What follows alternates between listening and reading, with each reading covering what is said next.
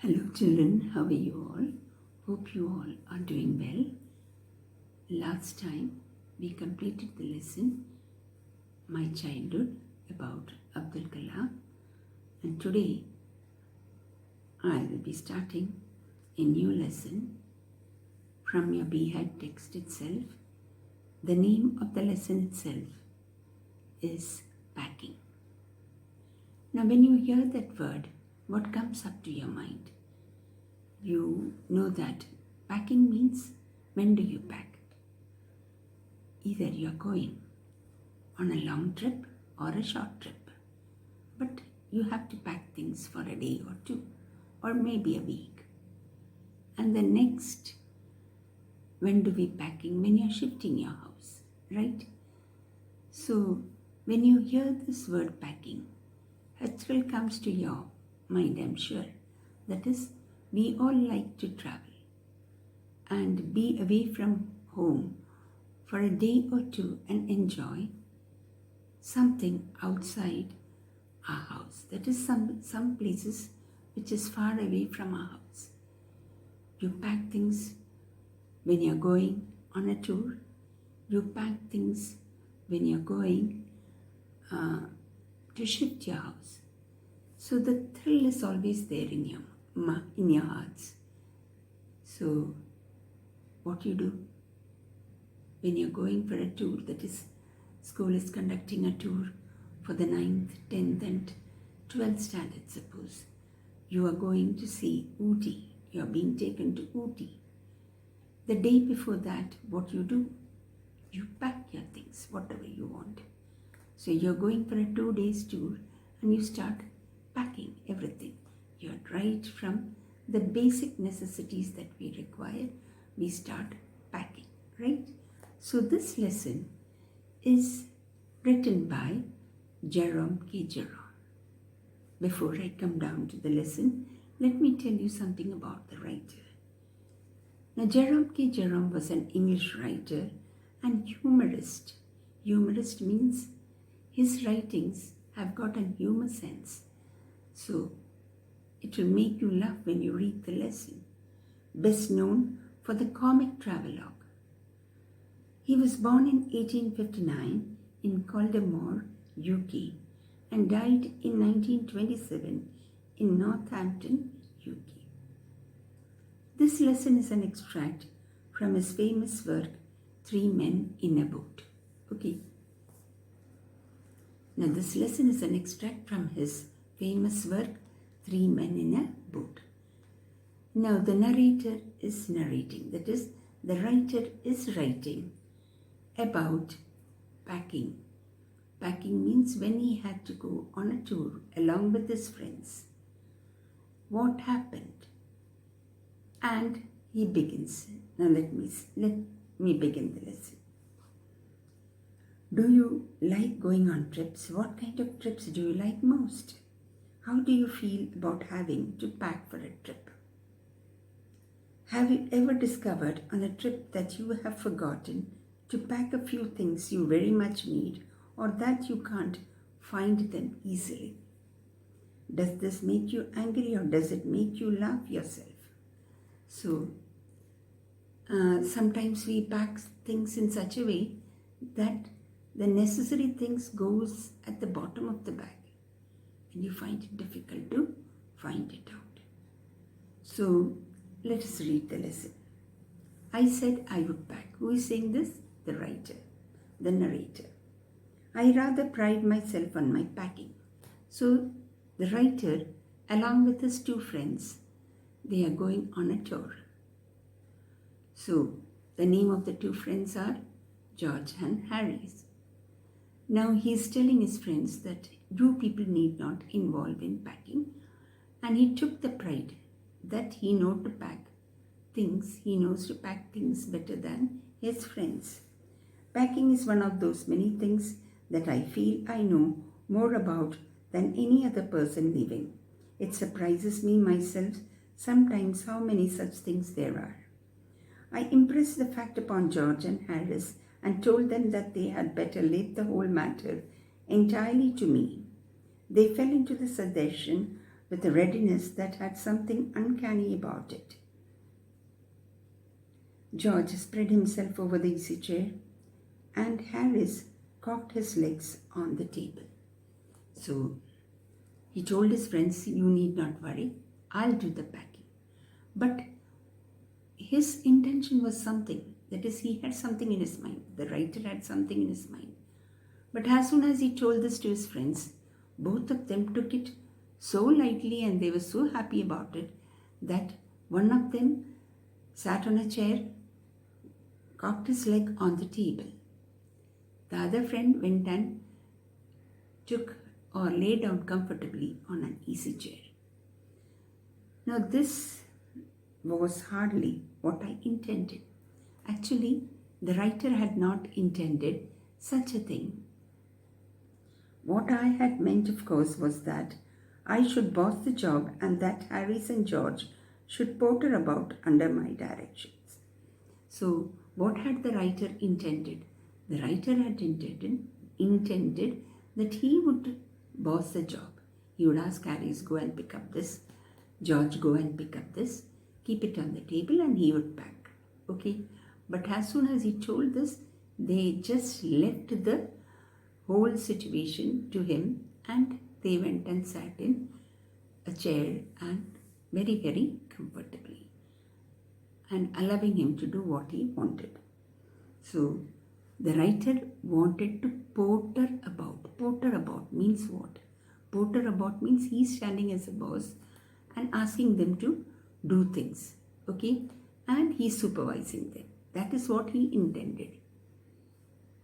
I pushing them aside every now and then with, "Oh, you, here, let me do it." There you are, simple enough, really teaching them, as you might say. Their taking it in the way they did irritated me. There is nothing does irritated me more than seeing other people sitting about doing nothing when I am working. So the writer asked his friends not to involve, and they completely accepted his proposal, and they sat. Now this man was running up and down to do things. Now he was feeling irritated. Why he was feeling irritated? That both of his friends didn't even help him. They sat on a chair comfortably, and he got irritated when he saw them sitting idly and he working. This made the writer irritated. Now, the writer used to get irritated, the narrator used to get irritated when he was working and the other people sitting idly. Perhaps we all feel like that when you're working alone for a long time and you see others sitting comfortably and the work is for everybody, then you feel irritated. Why am I doing so much work when they are sitting idly? But here he could not blame his friends because he had to ask them not to get involved. What he had in his mind was something different, but the friends, as soon as he said this, they didn't get themselves involved in it. I lived with a man once, now the narrator is saying, who used to make me mad that way. He would toil on the sofa and watch me doing things by the hour together. He said it did him real good to look at me messing about. Now I am not like that. I can't still and say, another man slaving and working. I want to get up and superintend and walk around with my hands in my pockets and tell him what to do. It is my energetic nature. I can't help it. So there was once a man with whom he used to stay. He used to make him do things and sit idly and just enjoy seeing him doing work. Now, Jerome K. Jerome, or the narrator, is saying he actually wanted now to sit not idly, boss up the work. As that is, he making them do and he standing with his hands inside the pocket. But this did not happen now. Now he was working and his friends were sitting idly and this made him irritated also. However, he did not say anything but started the packing. It seemed a longer job than I had thought it was going to be, but I got the bag finished at last and I sat on it and strapped it. Now he started packing and it took him a long time. Now he's saying that somehow he managed to pack the whole thing. He strapped it. Okay? Aren't you going to put the boots in? And as he was doing this, he had nearly completed everything, packed everything. At last his friend is saying, aren't you going to pack my shoes? His boots were outside, said Harris. And I looked round and found I had forgotten them. Then he looked round and he felt that, oh, he's correct. He had forgotten to keep the boots of Harris inside the bag. That's just like Harris. He couldn't have said a word until I had got the bag shut and strapped, of course. And George laughed, one of those irritating, senseless laughs of his. They do make me so wild.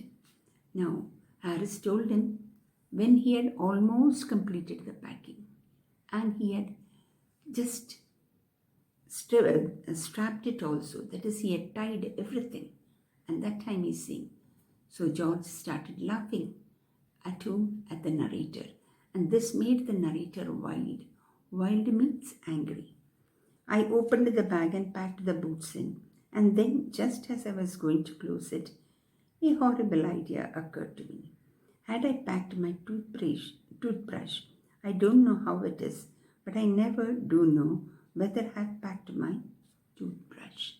Now, all of a sudden, after packing everything and putting the boots, which he had forgotten to put Harry's boots inside the bag, he all of a sudden felt that whether he had packed the toothbrush. Now he felt that if there is no toothbrush, next day he will find it difficult to brush. So, what he did, I opened the bag. My toothbrush is a thing that haunts me when I am traveling and makes my life a misery. I dream that I haven't packed it and wake up in a cold perspiration and get out of the bed and hunt for it. And in the morning, I pack it before I have used it. Now, he's saying haunts me. The toothbrush haunts me. Haunts means haunt is a word which is used when you have got a fear factor in you. Here, he's saying that this is something which troubles me. Oh, whether I have kept my brush. So, the morning you're going on a tour, you have to brush. So, he's saying that I usually brush in the morning and keep it inside the bag. Now, I felt whether I have kept it or not. Had I packed my toothbrush? I don't know how it is, but I never do know whether I have packed my toothbrush. And in the morning, I pack it before I have used it and have to unpack again to get it. And it is always the last thing I turn out of the bag, and then I repack and forget it and have to rush upstairs for it at the last moment and carry it to the railway station wrapped up in my pocket handkerchief. Now, children, during those days people go for tour, but they don't spend lavishly on everything. Nowadays, when we are going on a tour, we have everything different. We buy new things and we keep a toothbrush, paste, everything new. And the ones which we are using remains in our house. So there is no question of forgetting. But here, they used to go on a tour, but with minimum requirements and minimum expenditure. Okay? At minimum cost, they used to go on a tour. So they used to not go and buy new brush for going on a tour. And maybe they used to go traveling very often. So buying every time a new brush is not that easy. So he's saying that he usually uses this brush in the morning After brushing it, he used to keep it on the table, and when they used to pack everything and go down the stairs, get into the car, he used to all of a sudden remember that he had forgotten to take his brush. Then he used to run up, take the brush, wrap it in his handkerchief, and keep it in his pocket because the bag is already packed. And there is no space to keep the brush inside, and he had to carry it in his hand, in his coat pocket. Of course, I had to turn every mortal thing out now, and of course, I could not find it. I rummaged the things up into much the same state that they. Now, this had gone into his mind that whether he had kept his brush. Now, what he did, he opened the bag, removed everything, put it outside because brush occupies a very little space. And it was in the same way as it was before packing. That much he put out everything. It must have been before the world was created and when chaos reigned. So he's saying, I rummaged the things up into much the same state that they must have been before the world was created and when chaos reigned. Of course, I found George's and Harry's 18 times over, but I couldn't find my own. I put the things back one by one and held everything up and shook it. Then I found it inside a boot I repacked once more. Now, he just put everything outside. He couldn't find his brush. Now, as I told you, brush occupies a very little space. Now, the brush was, I found George's and Harry's 18 times over, but I couldn't find my own. So George's and Harry's, as he was just searching inside, he could find the brush, their brush, very often, but he couldn't find his. Now, where will he go? After searching for a long time, his brush had entered into the boots of one of them, and then he got it, he had to repack again. When I had finished, George asked if the soap was in. I said I didn't care a hang whether the soap was in or whether it wasn't. And I slammed the bag shut and strapped it and found that I had packed my spectacles in it and had to reopen it. Now, as he was packing, he got angry. First time he had packed it very orderly. Now the second time when he had removed everything, and he was repacking it, he just pushed in everything. Now, as he was packing, his friend asked him whether he had kept the soap inside. Now, he was so irritated, he said, no, I don't know, I don't care whether the soap is there or not. And he packed everything again. But what happened this time?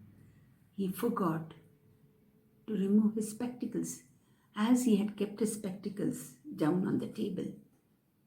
While packing, he had packed his spectacles also. Now, people who wear glasses, that is spectacles, they find it difficult when it is not there. Now, Harris said that we should be wanting to start in less and found that I had packed my spectacles and had to reopen it. It got shut up finally at 10:05 p.m. Now again he had to reopen. He removed the glasses from the bag, that is spectacles from the bag, and by 10:05 in the night, he packed everything. Okay? So this process of getting his bag packed took him a long time, and it was a tedious effort. And then there remained the hampers to do. Harris said that we should be wanting to start in less than 12 hours' time and thought that he and George had better to do the rest, and I agreed and sat down and they had a go. Now, at least they were going to travel, so his friends said that it is better we take a complete rest before traveling. So they said that they are going to sleep at least 12 hours complete rest was required. So both of the friends went to sleep. Now he was left alone. They began in a light-hearted spirit, evidently intending to show me how to do it. I made no comment. I only waited. With the exception of George, Harris is the worst packer in this world. And I looked at the piles of plates and cups and kettles and bottles and jars and pies and stoves and cakes and tomatoes, etc., and felt that the thing would soon become exciting. Now, one of them said, okay, we will do it little more fast because we have to take 12 hours rest, so we will do it fast. Everything, all the food items they had placed to pack, okay, to be taken the next day. Now, the writer Jerome K. Giron was feeling a little bit irritated because his friend was not a good packer. Good packer means he didn't pack properly, and people who are experts, when they see the others doing it, they get irritated. So he felt that this fellow was the worst packer. Who was the worst packer? Harris was the worst packer. They started with breaking a cup. Now as said by the narrator or the writer, he started packing. At first itself, he broke a cup. That was the first thing that they did. They did that just to show you what they could do and to get you interested. Then Harris packed the strawberry jam on top of a tomato and squashed it. And they had to pick out the tomato with a teaspoon. Now, tomatoes were kept. Now, tomatoes are, it gets squeezed when you keep a heavy thing on the top of it. So what this man did, he packed the strawberry jam on a tomato. Now, strawberry jam is a container. When it is kept on a tomato, what happens? It gets squeezed. Now, it had to be removed with a spoon. Now, I'll start the rest of the part of the lesson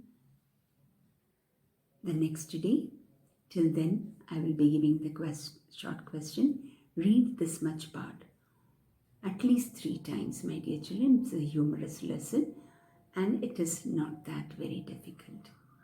Hope you will read it 3 times and you will be able to understand it after watching this video, and I will be giving a audio clip also.